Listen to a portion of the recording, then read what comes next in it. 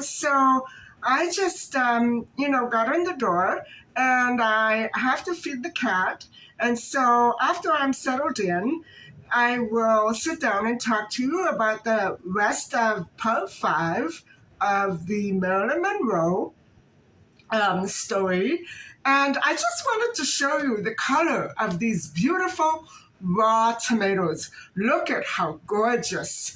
I haven't cooked these yet. They're just slightly blended and the consistency is just right. I think I did a good job. Normally, um, when I blend them, they're half water, but maybe, see how thick? That's beautiful.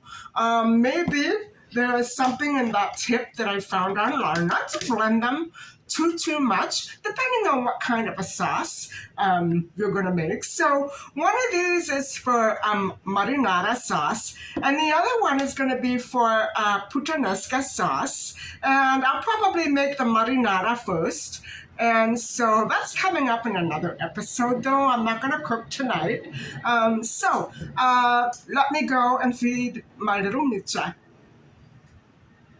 Where we left off in the earlier part of the day is that Marilyn went back to modeling for some time after she made Ladies of the Chorus.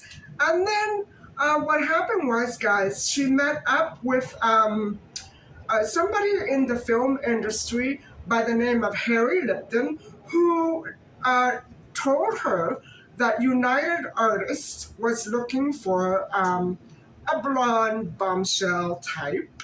And so what happened was she landed a role in a very comical movie entitled Love Happy with the Marx Brothers. And so it was a nice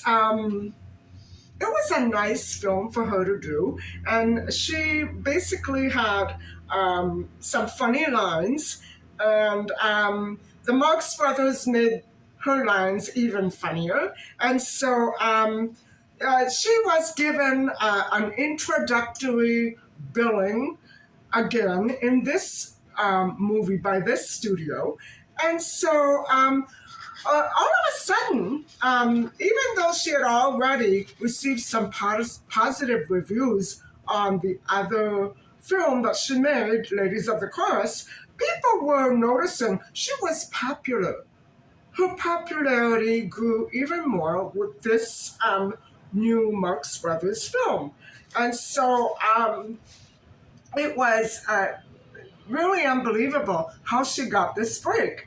So it was, the thing about this movie also was that it gave her some time away from that grueling modeling schedule of daily early mornings and late nights. It was what she wanted to do. And so everybody seemed to really take to her in this film. And so what happened, guys, was that by 1949, yes, we're in 1949 with this stage in Marilyn Monroe's career, Fox wanted her back. They called her back. And so what happened was they gave her another chorus girl role. And so I think it was a good chance for her to show off her musical skills. And so I think maybe this is why Fox, released her and then had others. They were more into musical films at that point. And so it was a good developing progression for her. And so she starred in another movie there at Fox Studios, playing a chorus girl in a stagecoach kind of Western type movie, the first of a few that she would do. And so It co-starred one of my favorite actors, Dan Daly and Ann Baxter. And so the movie was called A Ticket to Tomahawk. And so she wore a short yellow dress with puffed sleeves and trimmed with green bows. And her very single one song was called "Oh, What a Forward Young Man You Are." And basically, it claims here that she made next to no impact. But guys, what she was doing was that she was becoming professionally trained. She was, um, now I don't know if this is at the point where she was uh, also being trained off film, um, vocally and musically. I don't know. I know that at one point she actually was, but this was a type of training that would stick with her. She had to do it. She had to rehearse. She had to learn her lines. She had to do the musical skit. She had to sing the song. She had to dance the dance. And so all of that began to come naturally to her. And so she did also manage to grab a few more modeling jobs after this, just to tide her over until the next movie.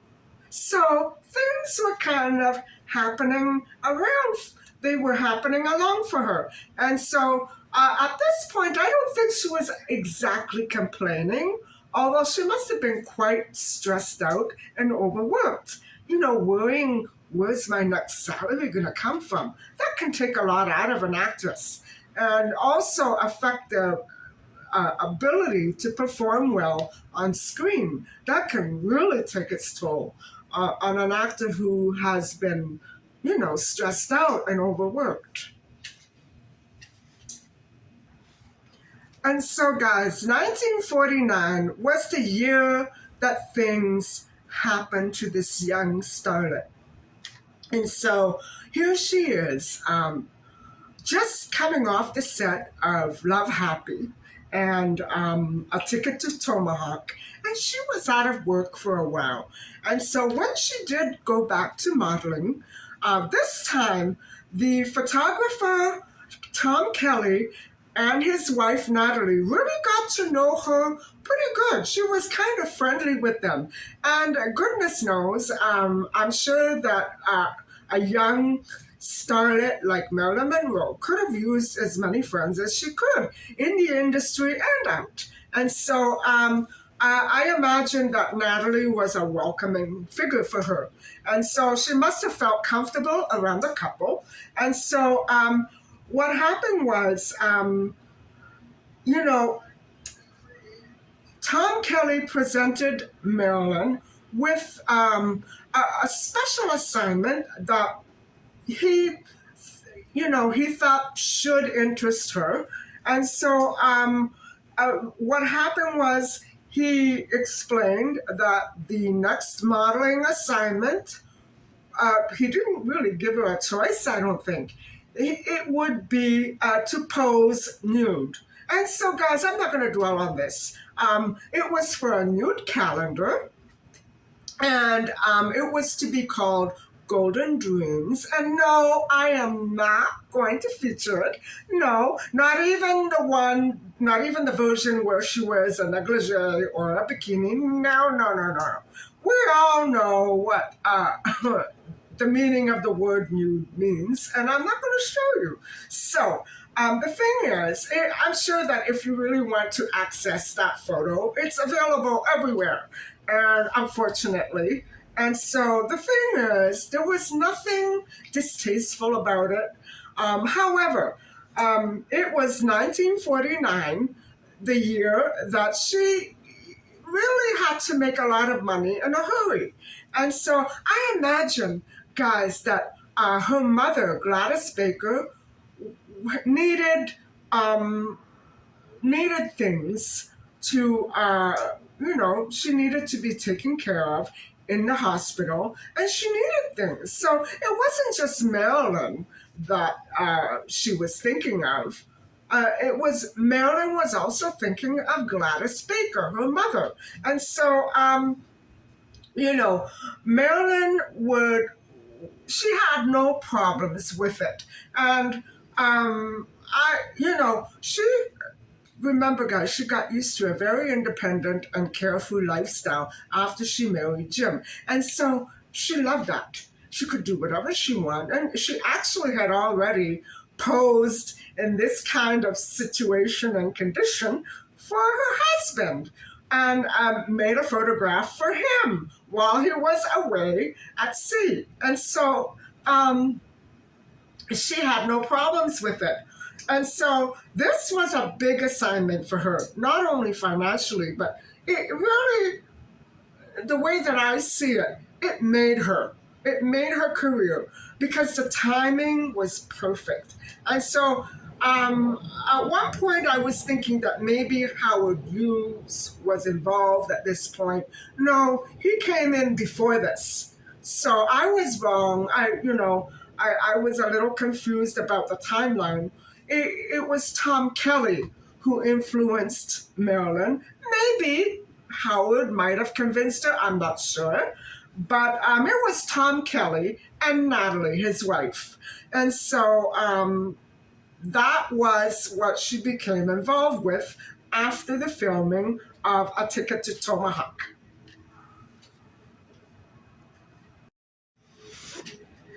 And so, guys, 1949, we have to remember, was the big year for her in many ways. First, the movies, and then the calendar, Golden Dreams.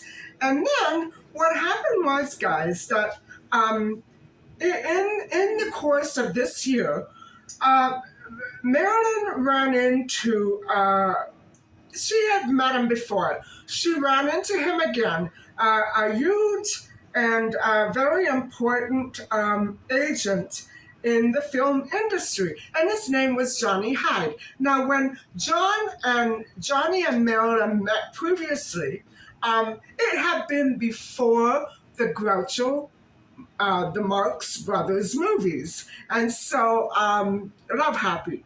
So, what grabbed Johnny Hyde's attention was her charisma and sparkle in that scene where she says, help, some men are following me.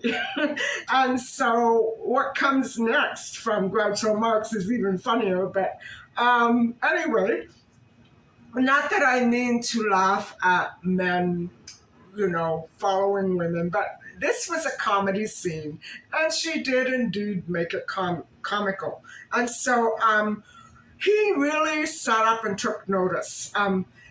She hadn't been the same Marilyn that he had met previous to Love Happy. Now, in Love Happy, she was the blonde bombshell. Maybe not so much in the other movies, but in Love Happy, yes, she definitely did come right alive and blossom. And so that made it for Johnny Hyde. And so the other movie stars that he had been handling at that point were movie stars like Lana Turner, another good legend and tragedy material girl for us, right? I have to do her. I have to review her life. Betty Hutton and Rita Hayworth. Rita Hayworth is one actress that Marilyn Monroe would go on to work with. And so what happened was Johnny Hyde was determined to create the same magic that he did with those actresses with this same female actress. And guys, I think she pretty much surpassed all of them. As time went on, it became very apparent to everybody that she was like no other star before her. At least that is what people were expressing. And so I'm not trying to say that the other women were not talented or beautiful. They were both very much so. But You know what I'm trying to say? She really made it big. But so, despite her twists and turns and her weak periods, um, you know, I would say all in all, just like this author judges, these 2, 3 years that Marilyn Monroe became engrossed in film really helped her. It really developed her and matured her as an actress. And so I would say that she was very lucky to have met the people that she did because, I mean, if she didn't have what it took, I don't think anybody would have bothered, right? Hollywood was just too filled with these beautiful, young, and talented starlets so that one actress who was not talented was not going to make it, guys. That's what I gathered. She had what it took. Maybe much more so than Jean Harlow because she was musical too. Anyway, I don't want to compare the two because they were both very special in their own way. And so, in their own ways. So, let's leave that aside. But anyway, so what happened was that that 1 minute scene in Love Happy really that 1 minute scene, and of course, the publicity which would later break from Golden Dreams, it made her, guys. It made her. And so it's astounding to see all that work and dedication that came before that. It helped a little, but it wasn't really, what made people sit up and take notice. And I'm sure that it was more men than women who sat up and took notice with the Golden Dreams calendar. But still, it was a smart career move. I don't know exactly what Tom Kelly and Marilyn Monroe were thinking when they decided to take this little brief mini vacay from the movies and delve into this Golden Dreams project. And they didn't think or care what kind of an effect it would have on her career later on down the road. Maybe money was an issue. Um, and so that's what I'm saying, guys. She was struggling. She was making it. She was achieving fame and popularity. She had what it took. She needed a little more though. And the thing was, it didn't give her enough of a financial support up until that point. So that's why probably she decided to take a risk and do the modeling assignment. So, she took a chance, she took a gamble. And that is basically what, you know, planning your career is all about. Some moves are safe and calculated, others are spontaneous and risky. And so she had a little of both, right? And so anyway, one of her other friends who I've already mentioned, Joseph Skank, who founded he founded 20th Century Productions in 1933, and he was head of 20th Century Fox by 1935. So he wasn't a photographer, guys. I got that wrong too. He was a big producer. And so anyway, in 1941, he did end up going to prison, but it wasn't horrible as some may think, and it was had something to do with financial things, and so I'm not going to dwell on that. It has nothing to do with Marilyn Monroe, and so but what happened was he had his chauffeur one night stop Marilyn Monroe as she was walking through the lot and she was very young. It was back in 1947. And he invited her out to dinner. And so she became, over the next couple of years, a regular dinner guest at his place. But he was nearly 70 and she was 21. Okay, still, they were friends. That's good. He was a good friend to have, right? And so he did not really have that much power in Hollywood at the time. And we can probably assume safely and correctly that this was kind of a romantic, um, kind of a favor type of relationship. I don't know for sure, but the author, definitely is certain about it. Um, we can't say that she was a goody two shoes. And after all, she was divorced, and that's why she divorced Jim. So she could do these things to further her career. It's sad that women in those days, very, very, very few, could actually do a career like this without moves, um, like the one that she was doing with these directors and producers. You know what I'm saying? Uh, it was expected of her. It's sad, guys. It's very, very sad. And I don't think that she would have, I can't say. I don't know for sure. I never met Marilyn Monroe. She passed away when I was a year old. Um, but the thing is, guys, is that I'm assuming that she was a kind of girl who needed that attention and affection. And what she didn't get from people as a child, she got as an adult. And so she was still that needy little girl way deep down. She never grew up in that way. And so all it was is that she was getting attention in a different way than when she did as a child, which was probably spankings and preachings and things that don't go well with children at that age. So, I'm not trying to make excuses for her. She was a big girl, and it's none of our business anyway, right? The thing is that people liked her.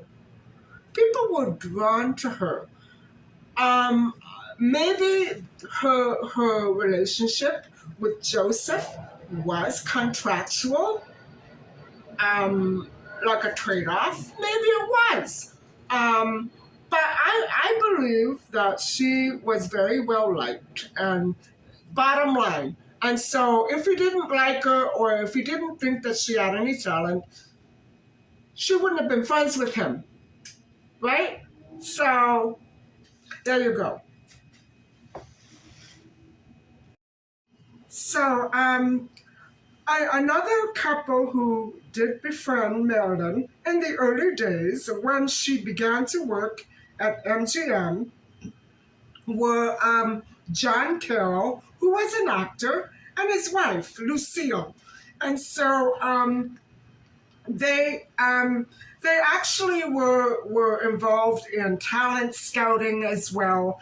And Lucille was eventually Marilyn's voice coach. So there you go. I just found out when she did do some of her training. And so, Lucille, Lucille was at the point with her husband, John Carroll, that they were kind of separating. And so they were on the verge of divorce, but kind of friends. It was a very weird kind of a situation. And so that gave Marilyn a chance to get chummy with John Carroll. And so it was, I guess it was kind of, you know, Hollywood times were sort of transitioning from the good old days where everything was prim and proper to the looser and wilder days of the 50s and 60s. So this was where Marilyn was wedged right in between, and so she was kind of stuck between two spiritualities, two decades, and so she did, however, make quite an awful lot of interesting male friends who were able to, assist her. They fed her. They helped her out financially. Um, Marilyn was probably one of the very few who were lucky enough to have friends like this.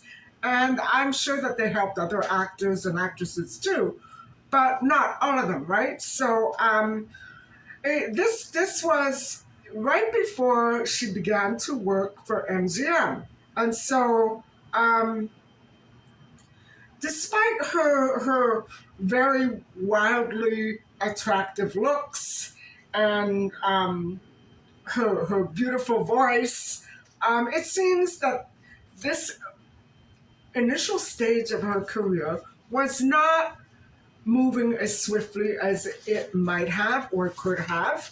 And so what happened is that she eventually became friends also with the Cargers. Um, Now, the Cargers were an old Hollywood family, and so it was Fred and Fred's mother, Anne. And so they were very big in the day, right? Probably around Jean Harlow's time and before that. So what happened was Anne, Fred's mother, became Marilyn's closest friend at that time. Now, you remember she had developed a very close relationship after her falling out with Grace Goddard with Anna Lower, her Grace's aunt. So, uh, missing her mom, uh, I think that these female figures who drifted in and out of Marilyn's life made a very positive and huge impact on her career because it bolstered her confidence, and she needed that closeness. You know what I'm saying? Hollywood can be very tough and cold at times, no matter what era um, you're looking at. So, anyway, what happened was she Anne was okay. So after Anne, they came Natasha Littes. And so Marilyn met Natasha in 1948. And that was when Natasha was Columbia's head drama coach. So we can see now that Marilyn's coaches for voice and drama became her friends. And I think those are good friends to have. So she kind of became very well liked and very well known, and people were drawn to her. And so they did help her. And so I believe that maybe if she didn't have money to pay for a certain lesson, if it probably would have been okay, when you make your next movie, you can pay me back, that type of thing. I believe that they were very comfortable with Marilyn Monroe, and Natasha also worked with Marilyn while she was doing the movie Ladies of the Chorus. So she was the dramatic coach, and she really was the instructor who urged all that talent to come out of Marilyn and onto the screen.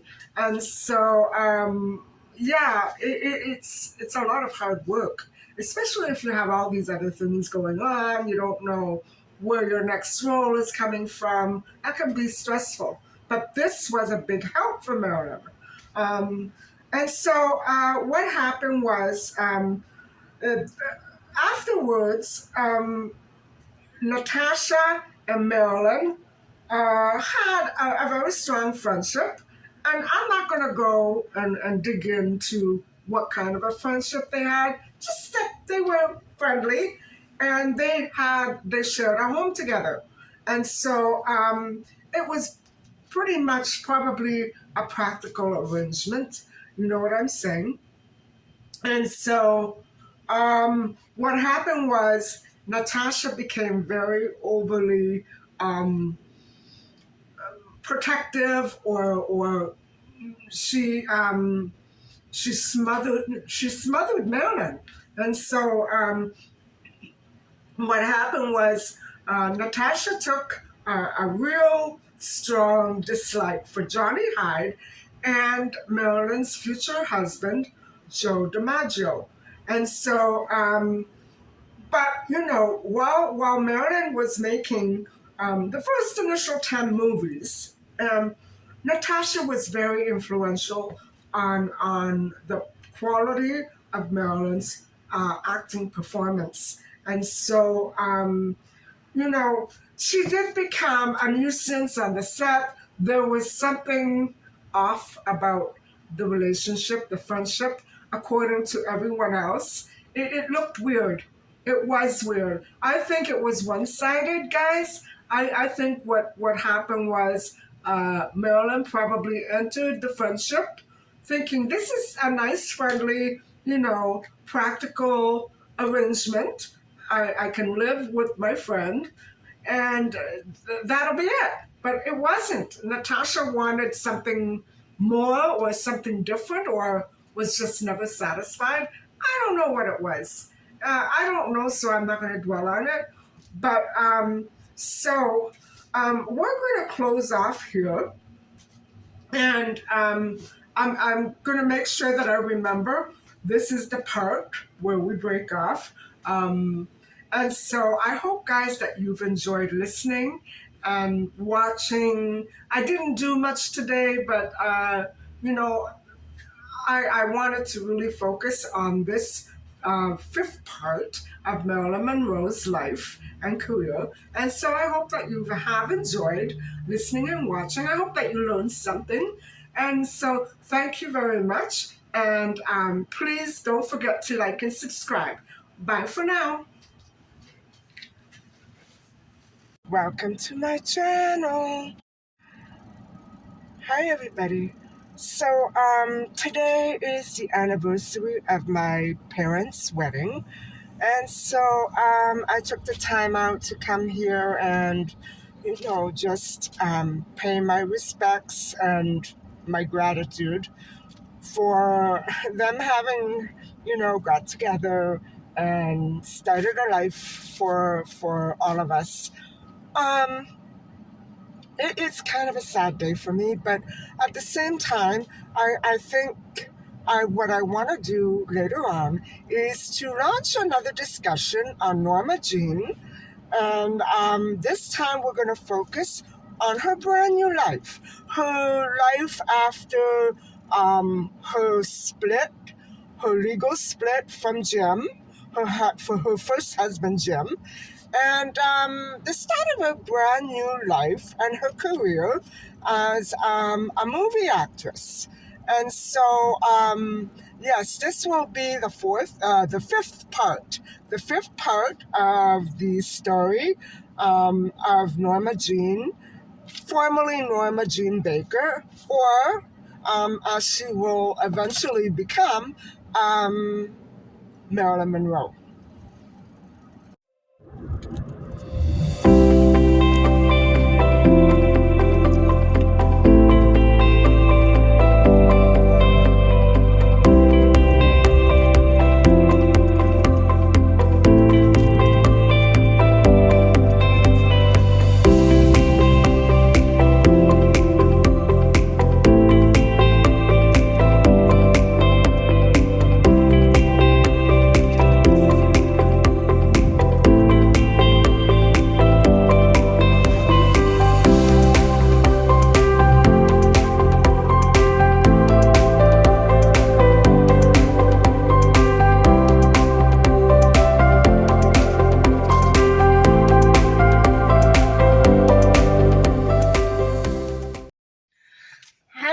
already. Here I am, all set to have a little chat about the next part of the Norma Jean Baker story. And so, I, before I start, I just wanted to say a couple of things. First off, I'm not sure if I'm going to finish the entire segment of this episode right here, because I still want to go for my walk. And another thing is that I wanted to mention children coming to visit my channel. Thank you very much. I know that there must be an adult supervising the channel at some point, and I love that you come and you visit.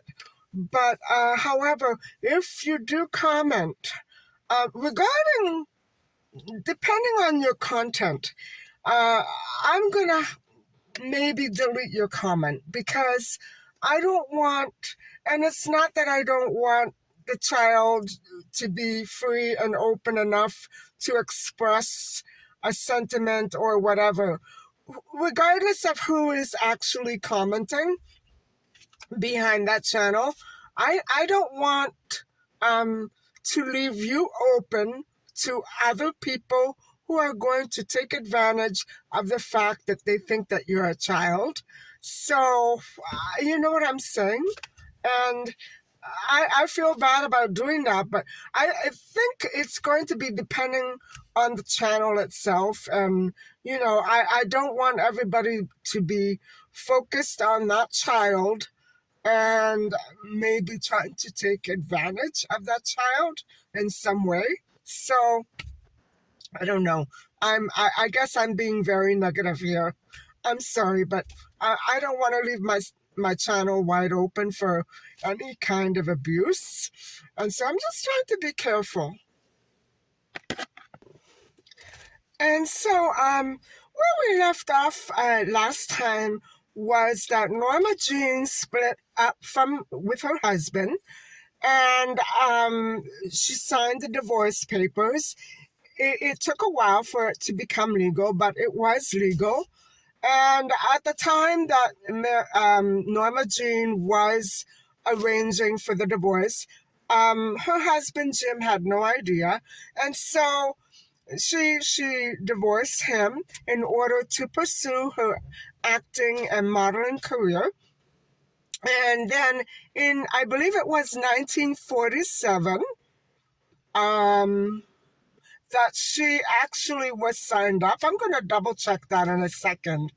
But she did actually sign up for a 7-year contract, I believe. And she was to receive a weekly salary.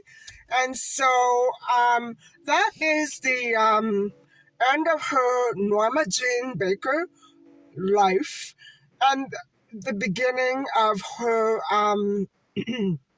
Marilyn Monroe life. And so Marilyn Monroe went through a series of different types of names before the studio and her finally agreed on a proper sounding name, which was a combination of another actress, another beautiful actress, and her grandmother's name, Monroe. So she was ultimately named by the studio as her stage name, Marilyn Monroe. And so, guys, her contract was actually signed in 1946, and it was for 7 years with a Fox. Now,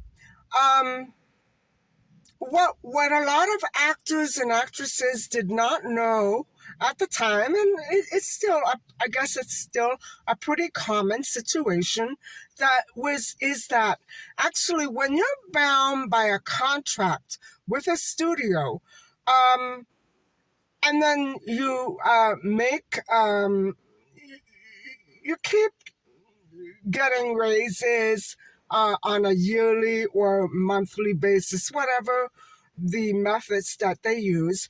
And then once you hit a plateau,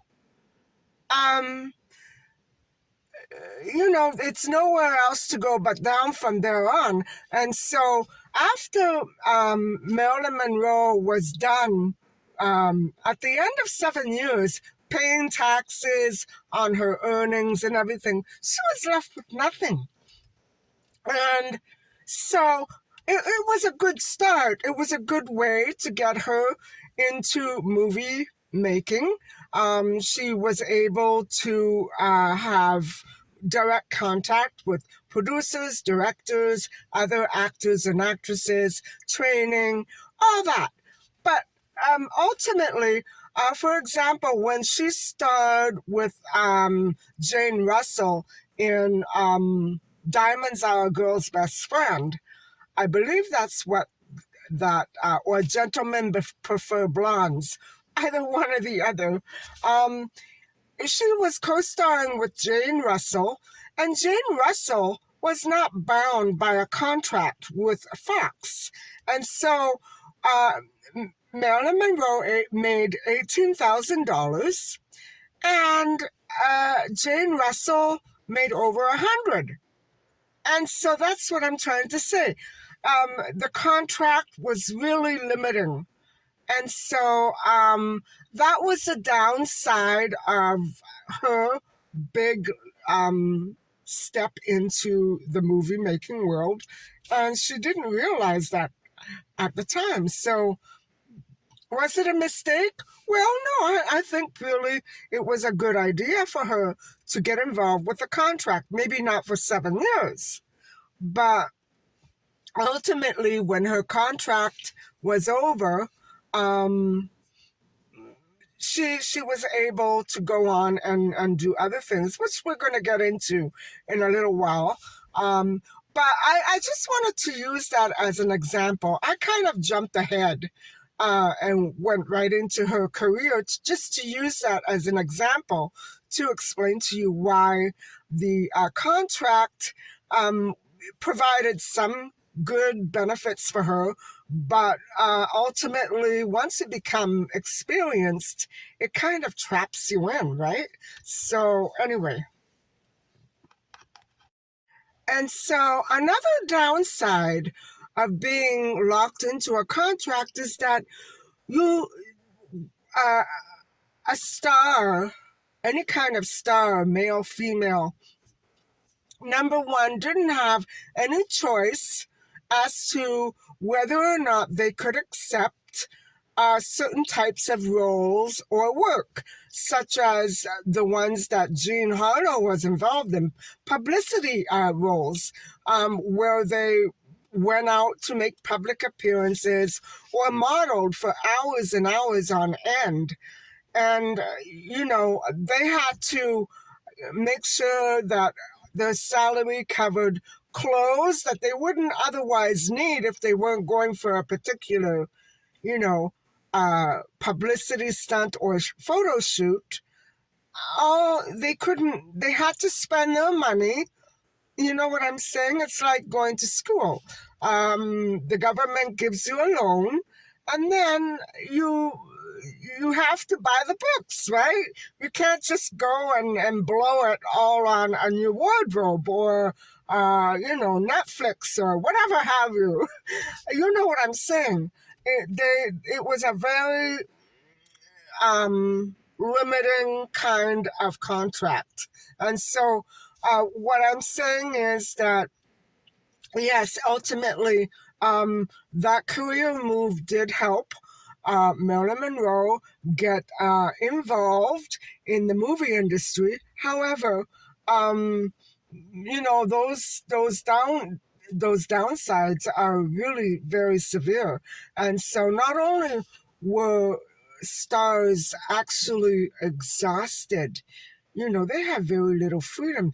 They had I imagine that for the most part, they had very little daylight hours to themselves, right?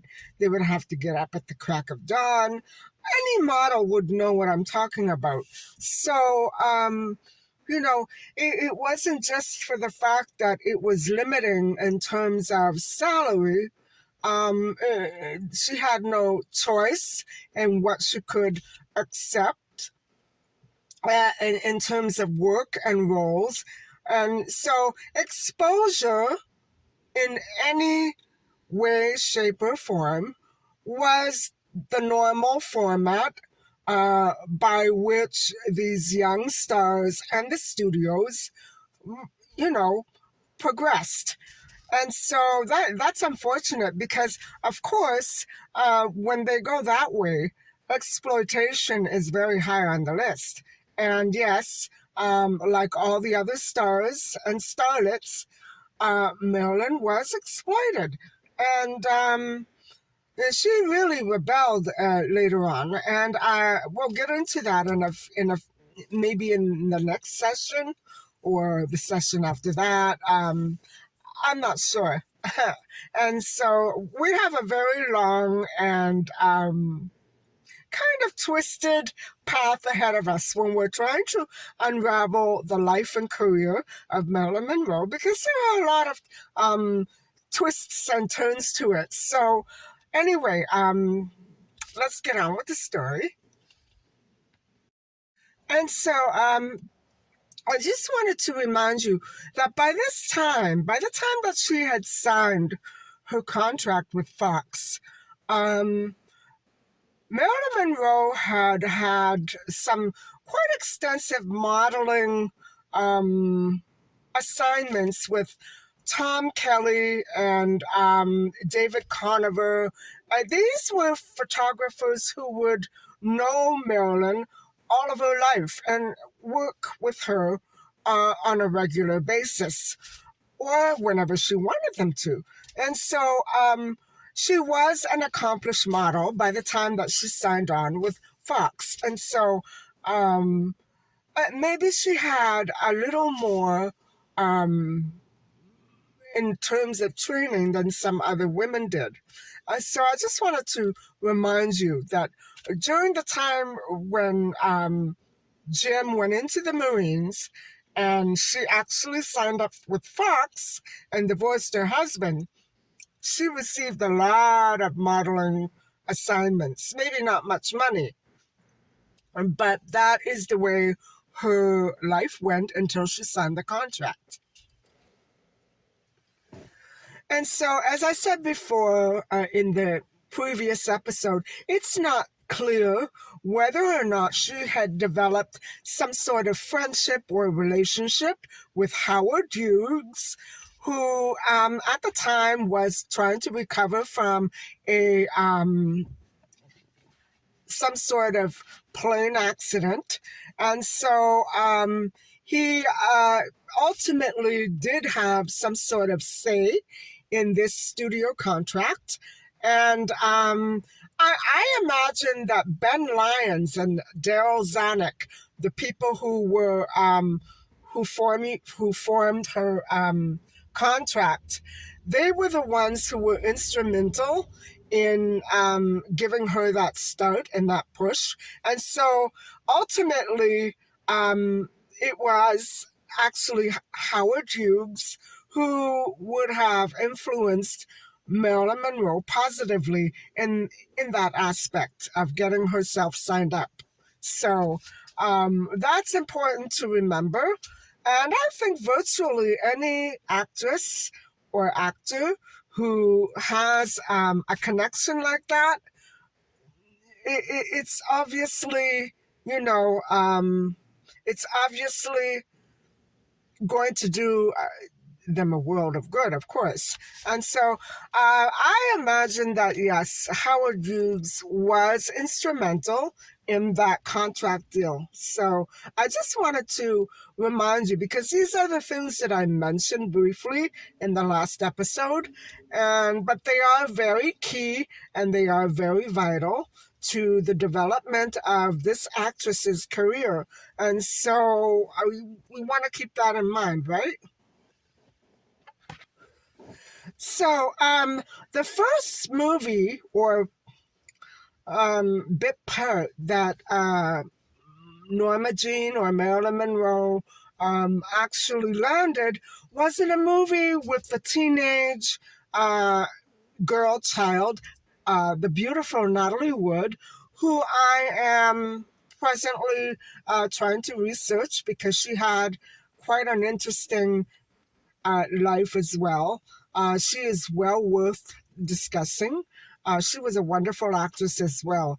And so the thing is that that first movie with June Haver, another Hollywood blonde, the the cameos, they ended up on the cutting floor.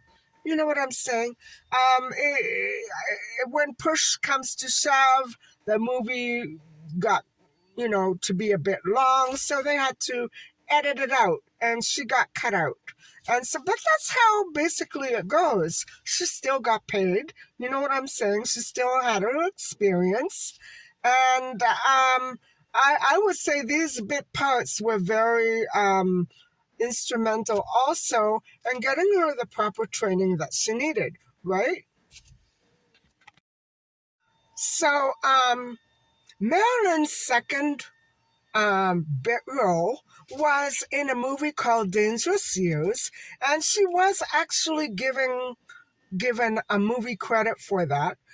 She played a waitress, but just like the other movie with Natalie Wood, they both sank right into, they vanished.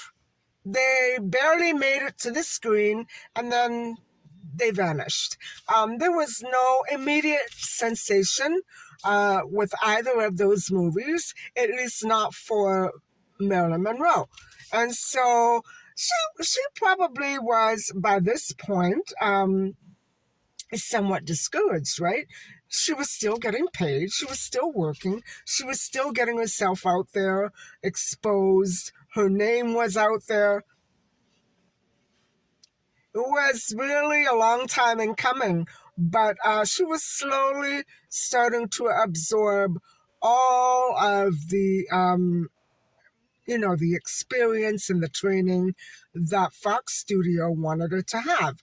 Only it wasn't going her particular desired way. You know what I'm saying? And so, in between 1947 and 1948, after these two little mini disasters on film, uh, Marilyn again turned to modeling in 1948, and she began to work with a photographer by the name of Joe Stank. And so she had that to fall back on, and it really, it made her salary stretch out a little more. And I imagine by this time she must have been quite frightened.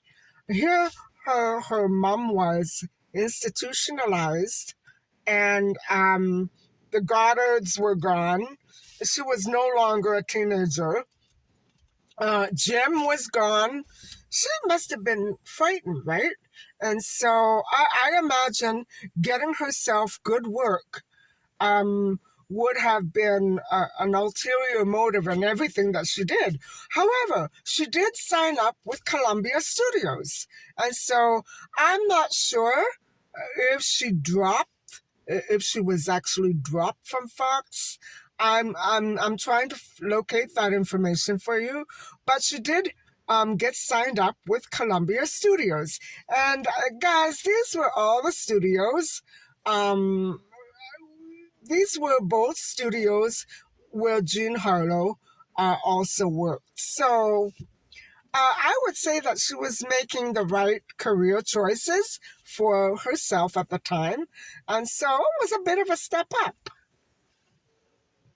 So in 1948, um, her she landed a role in a movie called Ladies of the Chorus, and she was still quite young, guys. She still had not gone through that entire grooming process, which MGM would later put her through. And so, but guys, the thing about this movie is that this is the movie that really separates her from the original blonde bombshell Jean Harlow.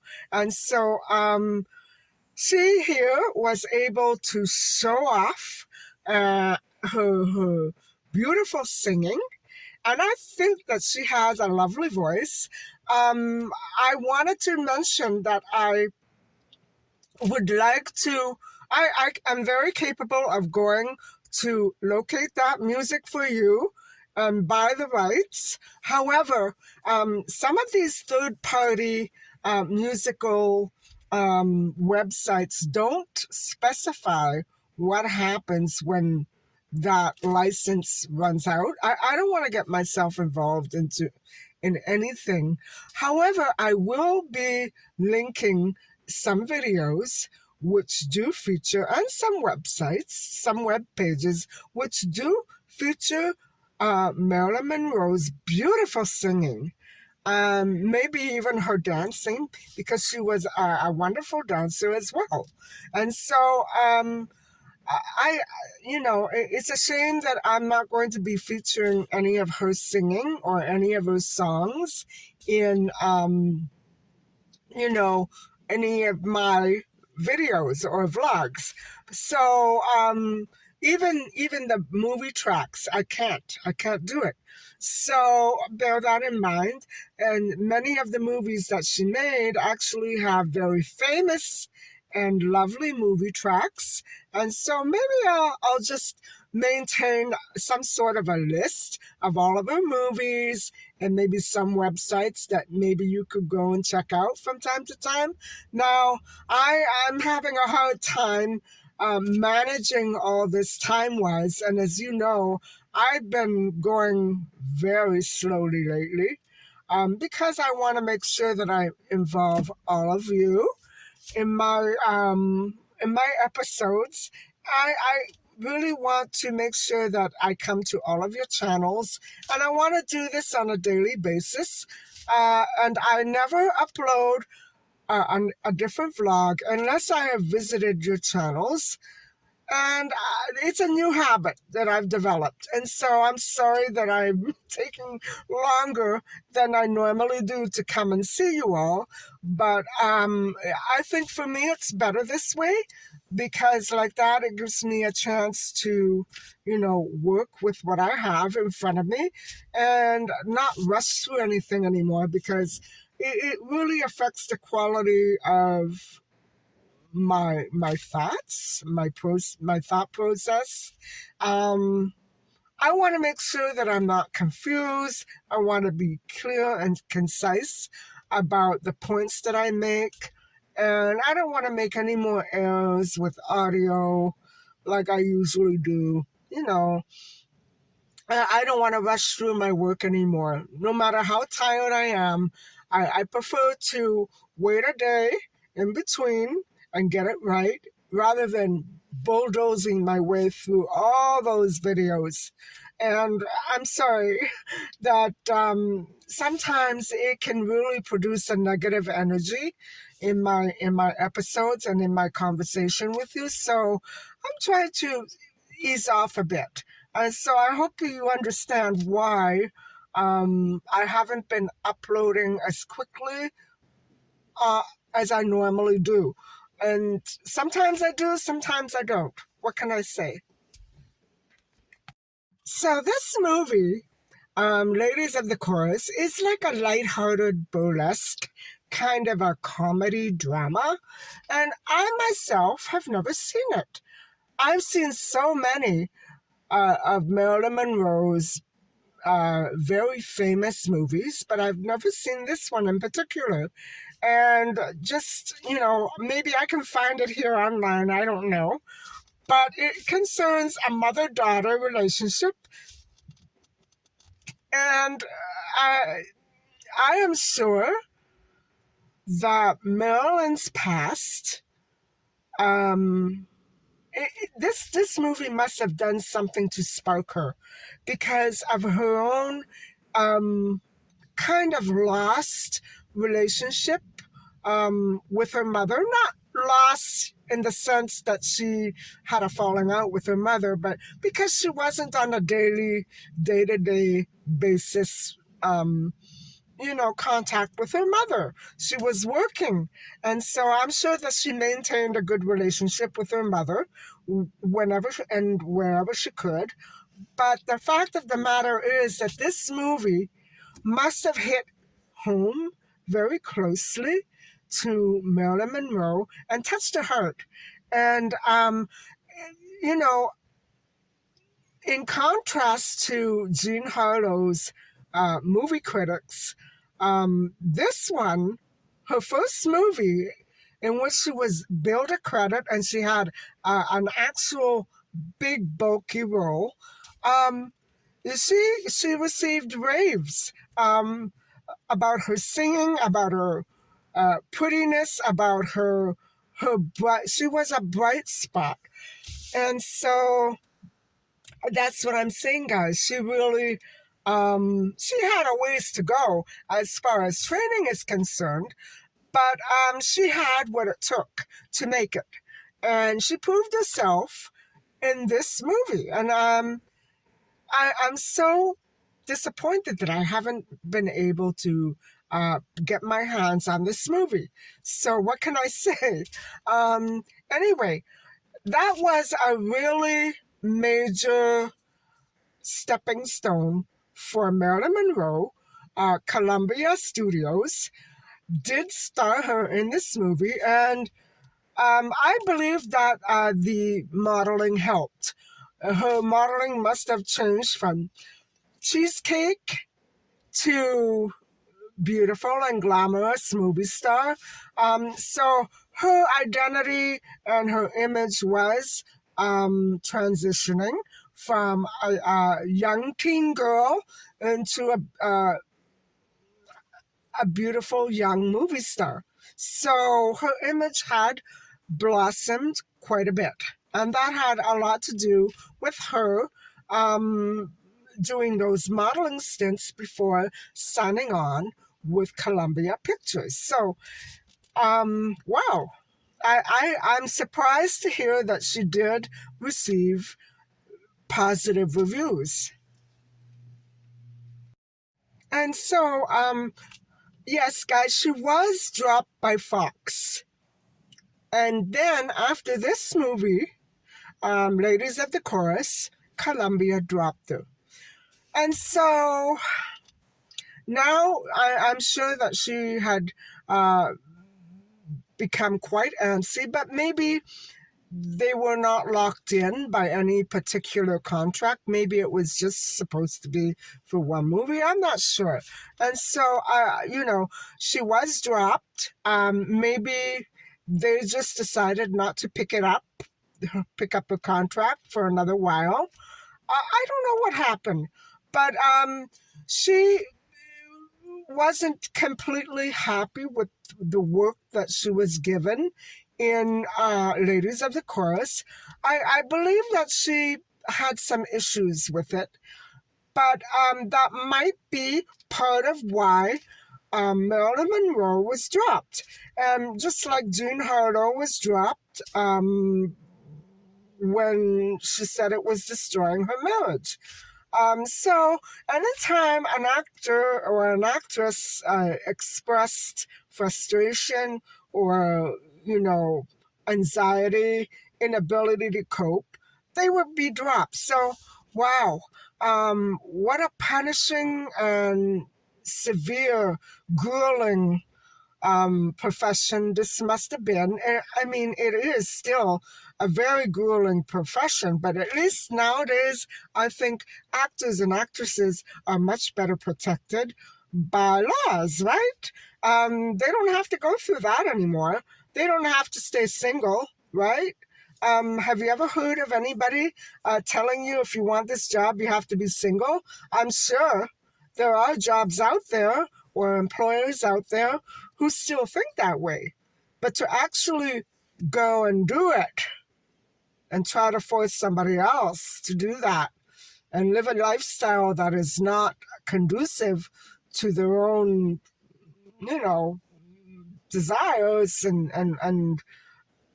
goals and aspirations, it's not right. You should never conform to somebody else's idea of what you should want to be. And I think this is what Marilyn Monroe always sought to strive towards, a better sense of career, more independence, more assertiveness, more confidence. She wanted to be her own person. Now, guys, coming from the background which she did come from, this makes perfect sense to me. Can you imagine all the years that she spent during her childhood pining away for her mother? She had no siblings. She had no dad. Pining away for the only person who could have made a difference in her life and wasn't there to do it, her mother. So she, her newfound independence with Jim must have been astounding. So she went through life with people like the Bollanders and the Goddards, who had their own ideas of what children should and shouldn't be. And so after all those years of trying to conform to those negative stereotypes and those, you know, weird definitions of what a child should be, Marilyn was ready to become her own person. And so I believe that Columbia dropping her might have been a very good thing, right? And so, guys, I'm going to continue this discussion a little later on because it's starting to look like rain. And I want to make sure that I get my walk in because yesterday it was so hot, just like today. It's bordering between 30 and 35 degrees Celsius. And so that's about 85 degrees. And I can't condone it. It's so humid. You could cut the air with a knife. I'm used to getting this in June and July, not September. You know what I'm saying? And so I'm going to go have my walk, and I'll see you later at home. Bye-bye.